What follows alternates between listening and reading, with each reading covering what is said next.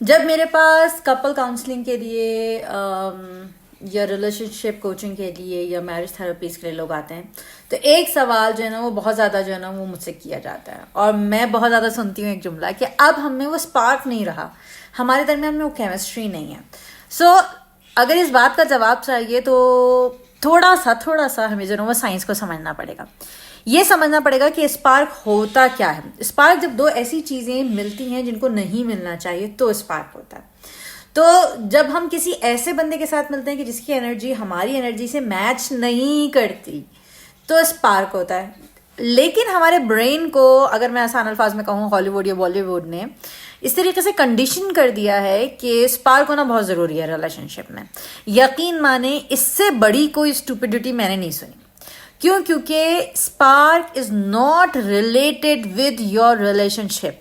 हाँ, जहां तक बात रही आपकी केमिस्ट्री की कि हाँ आपकी और आपके स्पाउस में केमिस्ट्री कैसी है, हाँ थोड़ा इंपॉर्टेंट रखती है ये, आप उसको बेटर कर सकते हो, because chemistry can change and adopt as couple grows. So जैसे जैसे वो ग्रो करेंगे, एक साथ टाइम गुजारेंगे, उसी तरीके से जो है ना वो एक दूसरे की जो उनके साथ जो केमिस्ट्री बढ़ती चली जाएगी।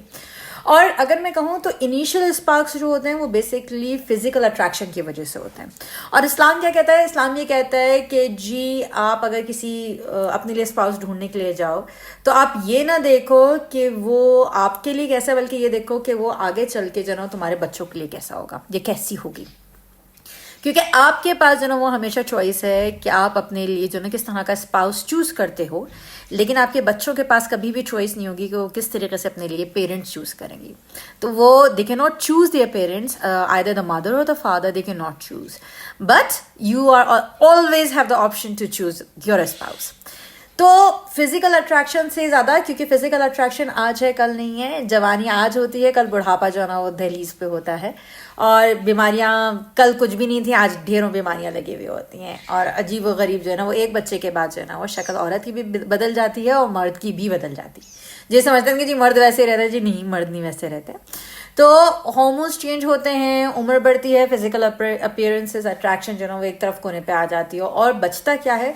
बचता ये है इंटेलेक्चुअल कनेक्शन बचता है। वो इंटेलेक्चुअल कनेक्शन क्या है, या इमोशनल इंटीमेसी जिसे हम कहते हैं, ये क्या है कि आप एक दूसरे के साथ टाइम जो गुजार रहे हैं, आर यू फीलिंग कंफर्टेबल, और आपको एक सेफ्टी का एहसास होता है उस बंदे के साथ या नहीं, ये मैटर करता है सबसे ज़्यादा। क्यों? क्योंकि अगर मैं कहूँ कि जी मैं उसके साथ सेफ महसूस नहीं करती, देन सारे डिस्कशन जो ना वो बंद हो जाती है, फिर हम आगे डिस्कस नहीं करते कि आया कि रिलेशनशिप वर्थ सेविंग है या नहीं, इस पे बात करनी चाहिए आगे या नहीं, हम उनसे सवाल कर रहे होते हैं। लेकिन अगर आप कहें कि नहीं, I don't feel comfortable in sharing my thoughts and my emotion, so ये तो सबसे बड़ी स्टूपिडिटी है। क्यों? क्योंकि अगर मैं भी अपनी फीलिंग्स और अपनी थॉट्स, सारी चीज़ें जो ना कंफर्टेबली जो है ना अपने स्पाउस के साथ शेयर करने लगूंगी, या सब लोग शेयर करना शुरू करेंगे, तो यकीन माने दुनिया में कोई एक भी बड़ा जुमला बोल रही हूँ, दुनिया में कोई एक भी जो है ना वो शादी पूरी नहीं चलेगी अगर हर कोई जो है ना वो इस तरीके से जो है ना वो अपनी फीलिंग्स को शेयर करना शुरू कर देगा। क्योंकि हज़ारों दफ़ा ऐसा होता है कि हम जो है ना अपने स्पाउस को लेकर जो ना बहुत ज़्यादा नेगेटिव फील करते हैं, हज़ारों दफ़ा पॉजिटिव फील कर रहे होते हैं। तो ये सारी चीज़ें जो होती है ना वो डिफरेंट होती हैं। अच्छा, फिर उसके बाद क्या होता है? फिर उसके बाद ये होता है कि हम जो वैल्यूज़ शेयर कर रहे हैं अपने स्पाउस के साथ, या जो इंटरेस्ट शेयर कर रहे हैं, वो कैसे हैं। जैसे कि अगर मेरा इंटरेस्ट मे बी कुकिंग में है और मेरे हस्बैंड का इंटरेस्ट नहीं है कुकिंग में, उनका जो उनको मैच देखना है, उनको क्रिकेट देखनी है, उनको न्यूज़ देखना है, तो ये टू डिफरेंट थिंग्स हैं, ये ऑपोजिट थिंग है। तो इंटरेस्ट शेयर करना डजंट मीन कि हमारे पास कॉमन इंटरेस्ट हो। इट मीन्स कि जो मेरा इंटरेस्ट है और जो मेरे स्पाउस का इंटरेस्ट है, हम उन दोनों के इंटरेस्ट को रिस्पेक्ट कर रहे हैं, हम उन दोनों की वैल्यूज़ को रिस्पेक्ट करें। ऐसा नहीं है कि मेरे वैल्यू सिस्टम में कुछ और चीज़ कोई और चीज़ है। जैसे छोटी सी एग्जांपल देते हैं कि मेरे वैल्यू सिस्टम में कमाना अच्छा है, और उनके वैल्यू सिस्टम में अगर वो कहे कि जी मेरे वैल्यू सिस्टम में जो ज़्यादा कमा लेता है ना वो एरोगेंट हो जाता है, वो गुनाहगार हो जाता है, वो ऐसा हो जाता है, वो वैसा हो जाता है। एग्जाम्पल दे रही हूँ मैं आपको छोटी सी। या जो जितने बड़े सक्सेसफुल लोग होते हैं वो अकेले होते हैं, इस तरीके से करके ये दोनों के डिफरेंट वैल्यू सिस्टम है। इसी तरीके से फैमिलीज को लेके भी आप किस वैल्यू सिस्टम पे चल रहे हो, वो वैल्यू सिस्टम क्या है, वो कंपैटिबल है एक दूसरे से या नहीं है। ऐसी बात नहीं करी कि दोनों एक ही वैल्यू सिस्टम पे चलें, लेकिन एक दूसरे के वैल्यू सिस्टम को हम जो है वो रिस्पेक्ट कर रहे हो, ये इंपॉर्टेंट हो जाता है। फिर उसके बाद जो last but not the least thing, जो सबसे इंपॉर्टेंट चीज़ है कि जब आपके साथ आपका स्पाउस मौजूद है तो जो एनर्जीज आप उसके साथ फील कर रहे हो, you are feeling energised and uplifted, जो जब आपका स्पाउस, आपका हस्बैंड या आपकी वाइफ जो है ना वो आपके साथ मौजूद है।